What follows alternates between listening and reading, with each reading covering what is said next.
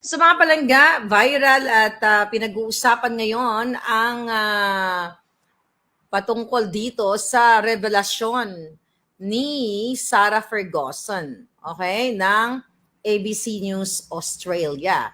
Na kung saan yung kampo ni Marcos Jr. ay muntik na pala siyang saktan. I mean, nag-amba at based nga dun sa, I hope napanood nyo, nasa TikTok at even sa Facebook, yan, ABC News Australia, pinost ko rin sa ating Maharlika News. So, bidalita rin na rin ng mga mainstream, okay? Ang sabi nga dito, Marcos team or Marcos Jr. bangag na bangag.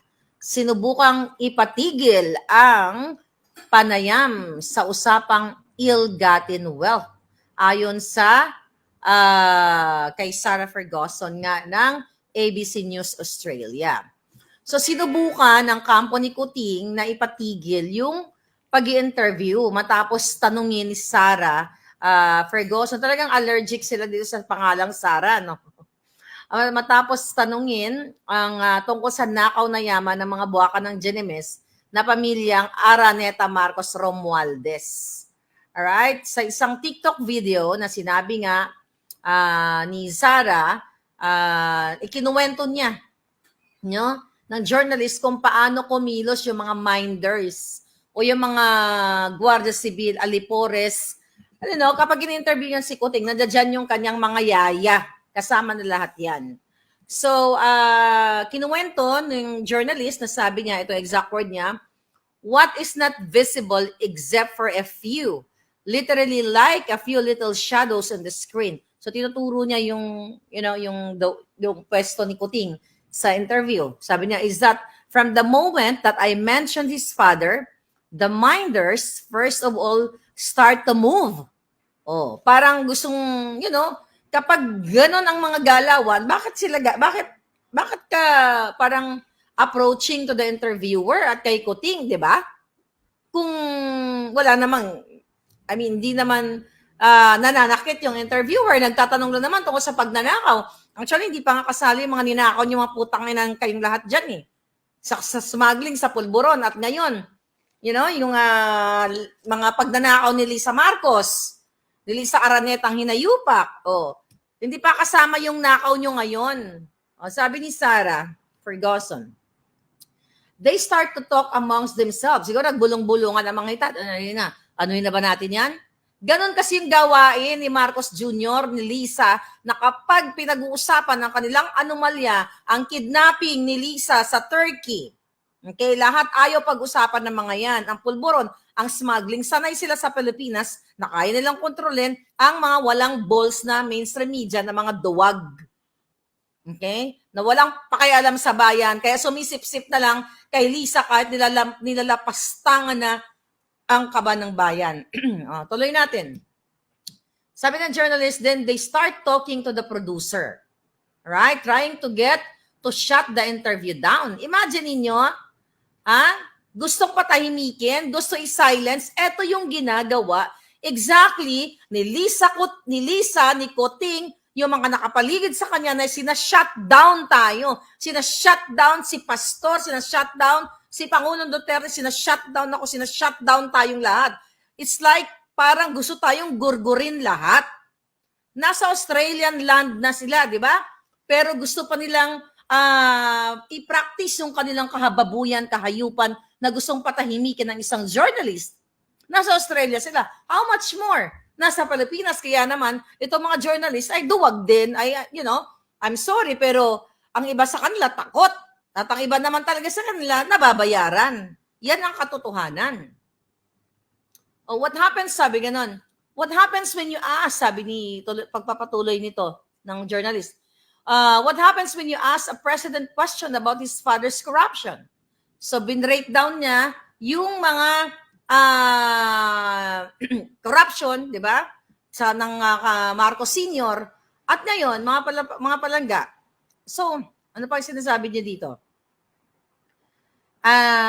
And then, sabi niya, as the questions go on, mga alipores, the minders start moving closer towards Marcos and I.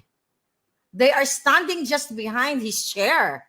And I want to push on to ask him what his responsibility is, what his relationship is to what his father did and his acceptance of that, and what it means for him as the president.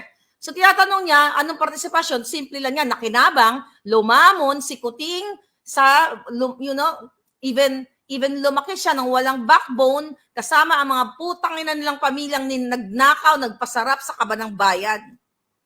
Diba? At now, sobra ngayon ang nanakaw. Kaya ngayon, iniiwasan nila. Di ba yung sinabi ko sa inyo, right after that, nung in-interview ni Sarah Ferguson, si Kuting, na nag-utal-utal nga, anong sinabi ng informer natin doon? Binoljak ni Lisa sa harap ng mga minders ng mga alipores nila, si Marcos Jr. na sinabi na pinag-practice ka na't lahat-lahat, na uutal ka pa rin, tatanga-tanga ka pa rin. So, it's just a confirmation na yung puting ahas natin na nagkwento, totoo. Ito mismo sinabi na ng journalist na gustong patahimikin sila, gustong atakihin na ang kanilang interview just to what? Para hindi matanong yung mga kabulastugan? See? Sabi ni Sarah Ferguson, it's extremely tense and I'm just trying to get to the end so I can land a thank you. Gusto niya matapos yung interview niya. So I can land a thank you for talking to 7:30. When at that stage, I know he's wishing that he hadn't. Diba? So ramdam ng reporter na maliban sa nakita nyo naman na utal-utal si Kuting, na inisip niya siguro sana hindi na lang siya pumayag na magpa-interview. Kasi akala niya nakapag-practice na siya. Parang hindi naman niya kilala ang reporter na yon na talagang very straightforward at talagang ini-extract niya yung mga dapat itanong sa katulad niyang kawatan. Di ba mga kababayan? So anong ibig sabihin nito? Ang ibig sabihin nito, kitang-kita ninyo na diktador na gustong patahimikin tayong lahat. Wala pa ring viewer count up to now. Anong ibig sabihin nun, Dens? When kayo matatapos Kuting at ahas, dealing with bangags, nagulat siguro si Sarah, sabi ni Lulu. Lalaine Garcia, thank you. True, madam, pera planted sa realty, kawawa ang mga normal na mamamayan. Ayun na nga sinasabi ko. So, confirmation na talagang pinatatahimik tayong lahat. Confirmation na ang ginagawa kay pastor ay pagsa-shutdown, pagsa-shut off. At nakikipagsabwatan yan ang mga kongresista para patigilin tayo at yung mga nagsasalita katulad ni Attorney Glenn Chong. Kasi, di ba, ang mga kongresista ngayon, meron silang press conference almost every day. Okay? Almost every day ay shout out kay Attorney Trixie. Nakita ko sinare niya yata sa Twitter. Thank you, Attorney Trixie Angeles. So anyway, ayan, isa pang biktima yan. Sinat down din ni Lisa yan. Di ba? So mga kababayan, malinaw pa sa sikat ng araw na hindi nila kaya ang kritisismo. Ayaw nila ipaalam sa taong bayan na ang mga pangit na ginagawa na hindi lang basta pangit ang paglalapastangan sa pera ng bayan, ang pagdidikta, ang pagwawalang hiya, lahat na, name it, ang smuggling ayaw nilang pag-usapan. At itong pinaka-latest na expose ko, yung pagiging kasabwat ni Lisa sa kidnapping sa Turkey, kasabwat ang DFA, Department of Foreign Affairs, kasabwat ang asawa ni Teddy Boy Locsin, kasabwat si Teddy Boy, kasabwat ang ngayong DFA Secretary na si Manalo. Ayaw pag-usapan ng Kongreso yan.